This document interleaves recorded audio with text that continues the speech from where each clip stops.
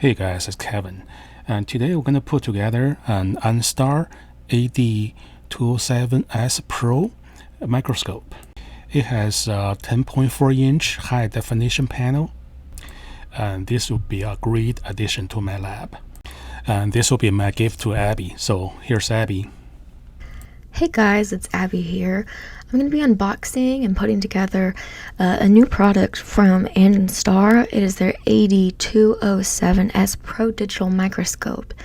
When I was unboxing it, I was really impressed with how everything was very secured with the styrofoam. Nothing was shifting around or broken. So there's a little screwdriver for putting things together. There was a bug case to look at bugs. They had a light box there, which I'll show you how to use later in the video. A charger to power on. And it came with some slides and some tweezers. There's a card that you can put into your microscope. A remote that controls the microscope as well. And here under there is the metal column that will go with your microscope, and on the bottom as well there is the metal base plate. And here I'm pulling out the HDMI cable. I'm going to pull out the, let's see, that's the USB cable, and I'll also have a switch cable. There's that base plate. And it's a 10-inch base plate, which is really nice. It has lots of room. And there's our switch cable that will power on and help control microscope. So here on that metal column, there is a lock ring on the bottom. Go ahead and loosen that lock ring before twisting in the column. So you'll see when you go ahead and twist it, it doesn't twist all the way around right to the front. So you're going to twist it as much as you can and then get it straight into the front. And that's where that lock ring comes into place.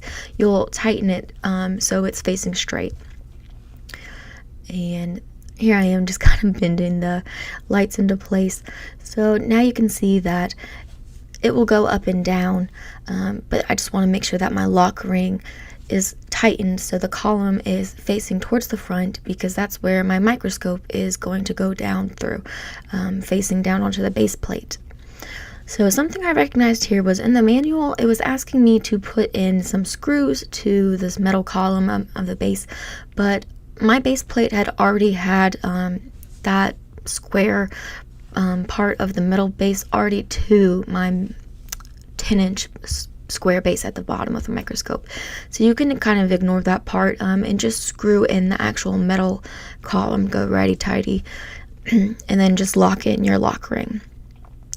So then we have these two screws here where your microscope host is going to go down through. So really I just want to lefty loose these till they make enough space for my microscope host to sit down in there until I can tighten them back in.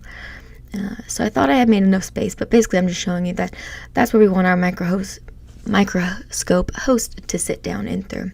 So here we have it out of the bag. It looks like it's upside down, right? So let's flip it the right way, but when you look at this way, okay, our microscope is facing the other way. So turn it around and very gently just bend it down so it's facing the right way, and you'll see that it bends. Just don't go too fast or too rough or anything, because it's a very nice piece of equipment. So once we have that, you can put that through the hole where we loosened up our screws. I might have had to loosen mine up a little bit more because I didn't make enough space. It was a little bit bigger than I thought it needed to be, so just lefty-loosey those screws a little bit more. And then once we do that, we'll drop the microscope host through it again. So I have my circle for the microscope high enough that the lens will not touch the base, and that's just something you want to always be careful of whenever you're lowering it, is that you don't ever want it to scratch whatever you're looking at or the base plate. Alright, so I'm going to turn it around here just so you can see that once I have it in there, I'm going to go ahead and righty-tighty it back up.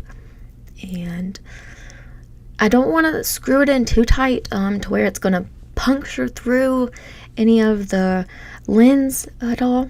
But now you can see I can move it up and down. My microscope is in place, and that's looking good so far. All right, so if you have something that you want to hold in place under your microscope, there are these little clips that come in this kit, which was really cool and awesome. It has a tall screw, and it has a spring and the clip.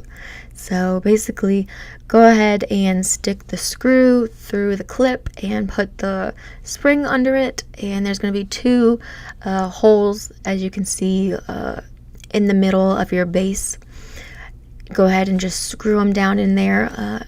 I didn't do it too tight because I wanted to be able to see as I lift them up a little bit, just if I need to put anything under there. So I tested it with the booklet that came in the box, and I saw that I was able to put something under there. It held it fine, and then I pulled it out just as a test. So here's that memory card that came with it. You can take it out, and you'll see at the top of your microscope, near the back behind, there's a little slot for it. Go ahead and stick that in there. That will record any kind of pictures or videos you may be taking when looking at something. Now here's where we had that switch cable that I was talking about. There's 3 wires that come out from it. I spread them all out, the top wire, the middle wire, and the bottom wire. When I looked in my manual, the top wire is going to connect with the main power supply, and the bottom wire is going to go into the base of the board. And you'll kind of see how they match up. And the middle wire is going to go to the USB to power up the microscope. So this is that bottom wire where I'm going to go ahead and connect it up with the main power supply, and that's where that charger block comes in handy that they give you. So they said that it might power on when you first load it up without pushing the power supply button, so that was normal, and it did happen with me. My lights powered on there, and you might see that it looked kind of black. You can see the one clip there. I just stuck my keys under there to show you that it is on. You can see things.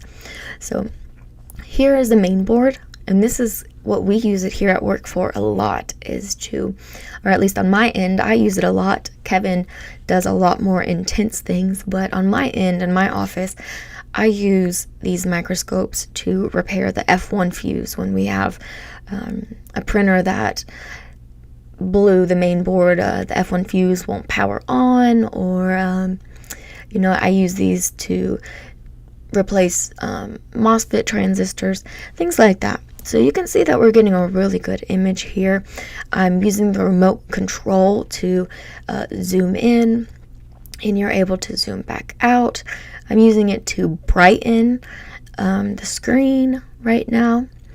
I'm using it to darken the screen back down, so if something is too hard to see, you can adjust it. And so yeah, it's really nice that it comes with a remote, so you're not having to adjust the actual screen by pushing the buttons and moving around and getting out of focus. So that was cool to learn the remote some. And here I actually froze the screen, and you can see I just took out the main board. I unfroze the screen and the main board's out, but that's something cool too. So if you need to take a picture of it to show someone else, I inverted it here. So if you need to see circuits better, you can invert it. And just imagine if this isn't all circuits, you can use it for coins, you can use it for jewelry, you can put feathers under there. You can even use it for main boards. Now here I just flipped the picture around. You can rotate the main board in case you need to see it from a different angle.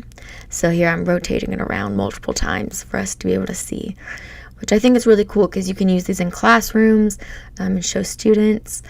Again, I'm just playing around, showing you how you can use contrast, brightening to make the image on the screen look different, even though what is under the microscope stays the same. So we're zooming in again, as if I wanted to look at that F301 fuse even closer to see something. Found it really cool. Now this also allows you to take pictures, as you can see. So now I just took a picture there, but now I pushed mode on my remote, so I took a picture. But if my mode changes, you see that I'm in picture mode now. But previously I was in video mode. Now it changed to a little girl in a picture. So that's looking at the pictures I already took. So that's a previous photo, and you saw I had the main board in my hand there. So the main board's not actually on there, it's looking at a picture. Now we're back in video mode. So this would be taking a video if I wanted to. Now we're in picture mode again. This is the previous picture I had taken. And now we're in video mode again. So you can transition through multiple modes and preview previous things. So if you want to take a video, you press OK instead of mode. So now you can see that we have the video icon, but we also have the red numbers counting us up with the blinking red light. So now I know that we're in a video mode. If I needed to record myself trying to, say, fix the fuse. Now we're back in picture mode. I pressed mode again. And now you see that there's a film instead of a video. So now we're looking back at the film that I actually just took. And if you press mode again, I believe when you're actually looking at things, that's where you can go and decide if you want to delete an item, put it into like a slideshow. So that was cool too. Now I'm back in that girl picture mode. So here's a little bit of back. I'm just showing you the remote. I found it cool that, you could even inverse a picture on the microscope, and it doesn't have to be a picture, it can just be what you're looking at. You can inverse something, and you can also zoom in. You can inverse something and brighten the picture or deepen the contrast.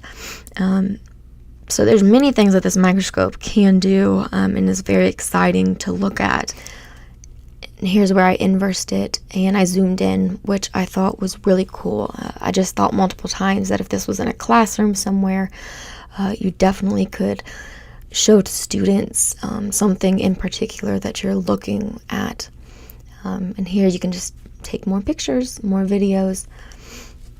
Alright, and here's where I'm going to be explaining the light box coming up, because similarly with how you powered on the light to your actual microscope, that's how you're going to power on the light to your light box. And with the light box, that's where you can put some of those slides that came with your actual microscope. So we'll switch over to that, and I'll go ahead and explain that. So here's one of the slides that came with the actual microscope package, and you can see that my light box is under the microscope and I have it really close, but I'm also making sure that it's not touching the slide so nothing scratches. So I took that one out. I'm going to put another slide in real quick. That's fun. This is a pine cone, and here I just took a picture because I wanted to. I thought it was cool. I wanted to invert it because it's fun. It really is. But I'll show you. That same little cable, it is going to be your third on the bottom of the switch cable is what goes into your light box. So you'll see here. And then you can just stick that back into your microscope to light it up. So awesome. Thanks for watching this review.